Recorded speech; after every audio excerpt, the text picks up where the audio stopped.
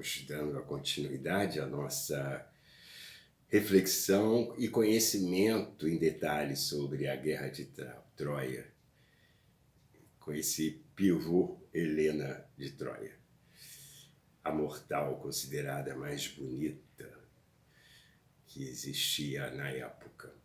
Bom, quando Menelau retorna do funeral do avô de Creta, encontra o quê? O rapto de Helena por Paris e também e todo o dote de joias que ela tinha, ela levou para acompanhar, enfeitiçada pelo efeito de Afrodite. Um efeito inevitável, ou seja, quando nós falamos do efeito de Afrodite, é que a paixão às vezes foge à nossa racionalidade, né? A Afrodite celestial lança em você a paixão e aquilo você tem que ter uma racionalidade, uma elevação psicológica imensa para controlar o impulso da paixão, que é algo que totalmente em que sequestra a nossa libido para o objeto que nós temos paixão. Então, para Helena ser sequestrada por Paris, ela foi sequestrada pela própria paixão. A libido é toda direcionada e você não para de pensar. Quem já foi apaixonado na vida, na adolescência ou em qualquer fase da vida, sabe como é a fixação libidinal no objeto, né, do desejo. Mas a guerra é, então, declarada dessa maneira. E Menelau reúne os heróis que haviam se comprometido com ele de qualquer coisa que houvesse, eles estariam do lado. Essa ideia veio de Odisseu.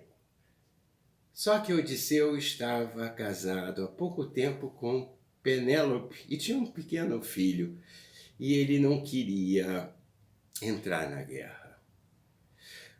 Vamos refletir sobre isso. Odisseu era considerado o que se chama em grego polimetes.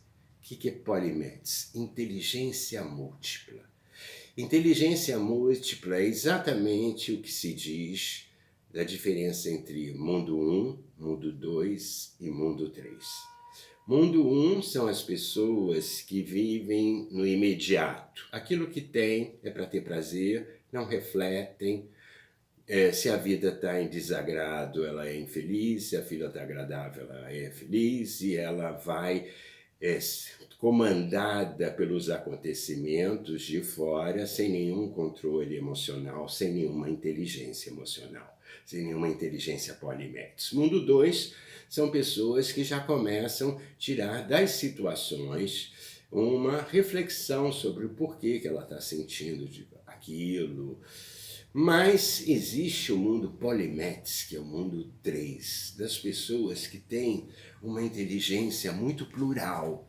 Além dela viver o mundo imediato, além dela refletir, ela tira de tudo uma riqueza, de uma vivência grande, né?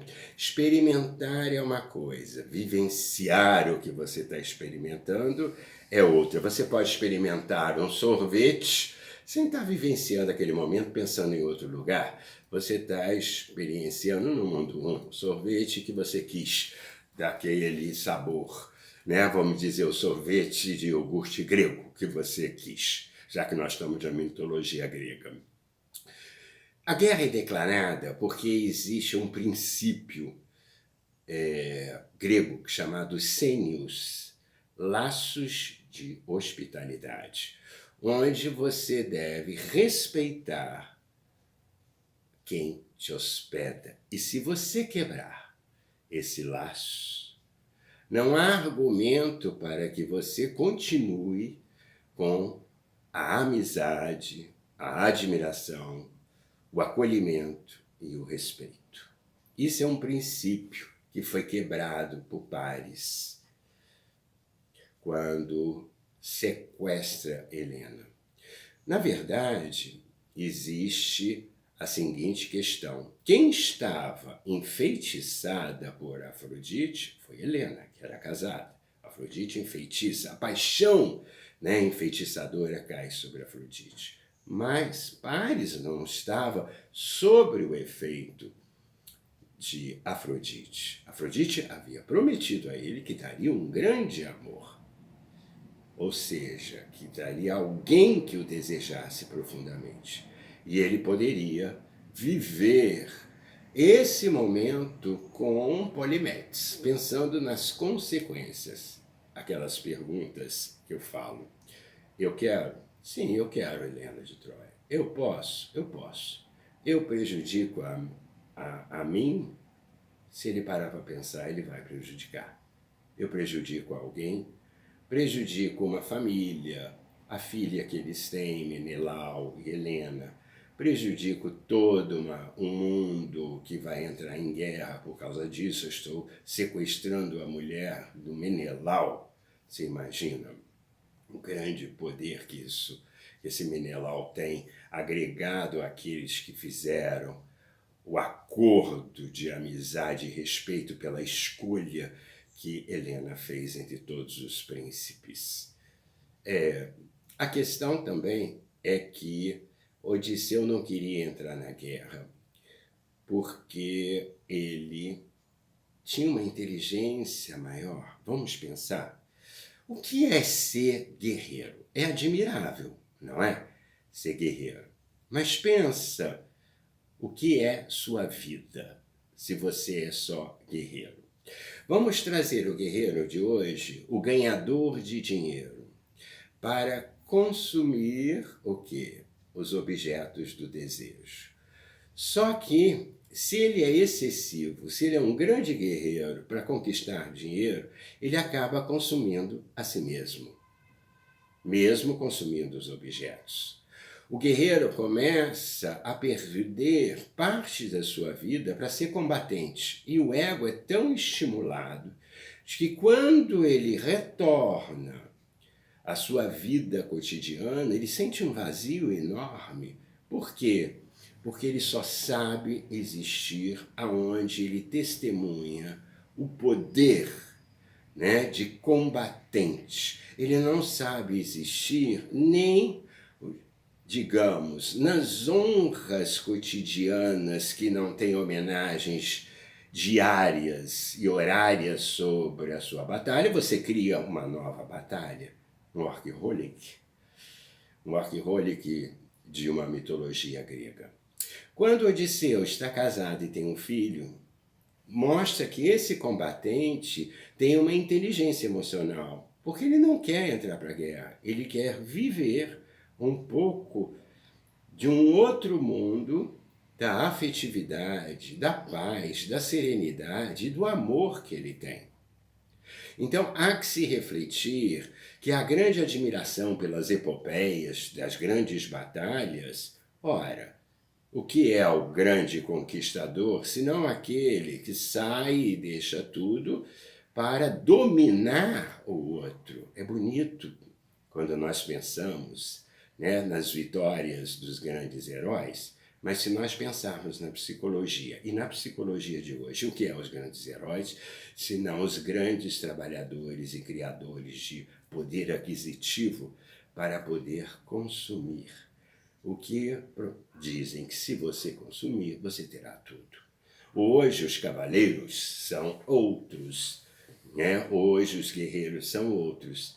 E nós temos síndromes, né? A síndrome de Burnout, o estresse, que é o consumo de si mesmo, da sua própria existência e da sua própria afetividade.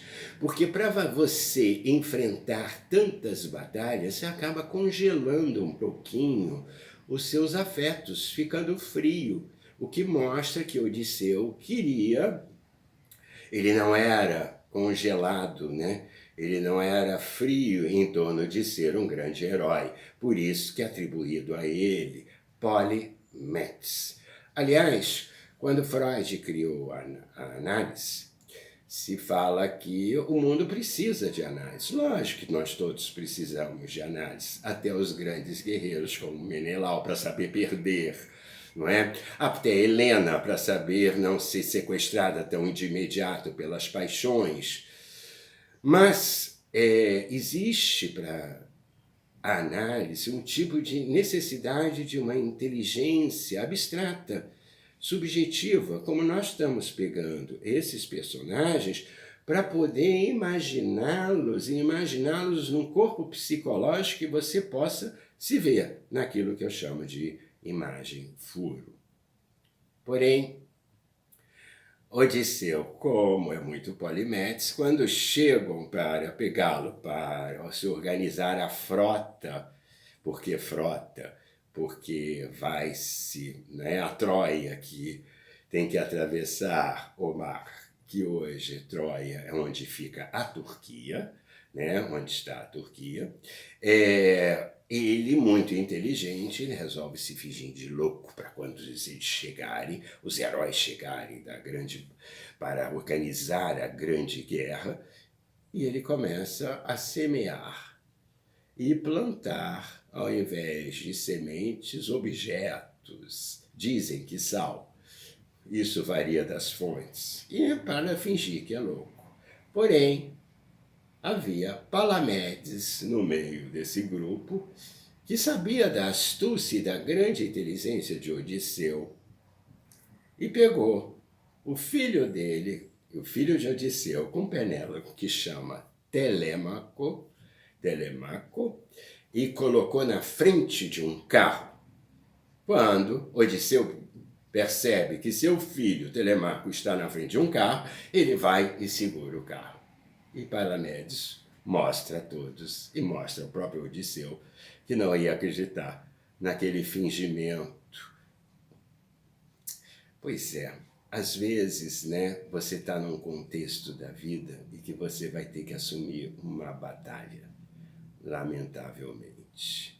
Mas o que é interessante quando nós estamos em outro contexto é que muitas vezes certas guerras de vingança, de raiva, de mágoa podem ser evitadas porque para você vencer você vai incendiar tanta gente, machucar tanta gente e deixar tanta gente sozinha, não é verdade?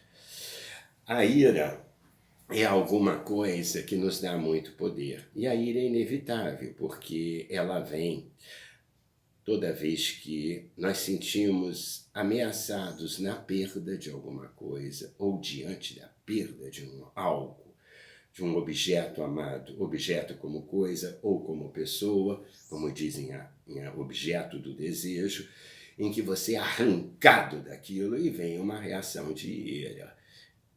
É uma reação de potência. O ressentimento, ela é alguma coisa que te consome, o ressentimento, mas a ira te dá potência. O perigo da ira é que ela é feita para você ser alertado de que aquilo tem um significado, mas não necessariamente para você entrar num combate absoluto.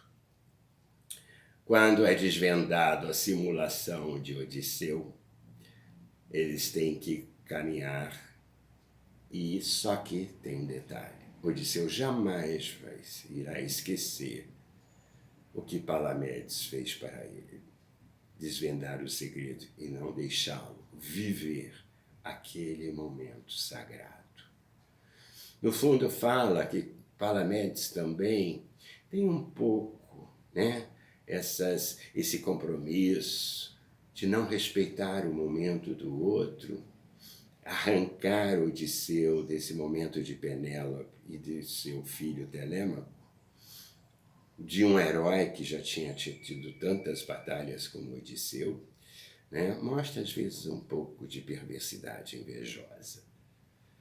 Eu não posso deixá-lo naquilo que eu não vou ter para mim, porque eu vou para a guerra e eu nem tenho uma Penélope e nem tenho um Telêmaco. Então, na verdade, nós temos que pensar em muitos aspectos. E é algo que eu proponho a esse vídeo não ser escutado como se fosse uma maratona. Um retorno à atenção de cada reflexão.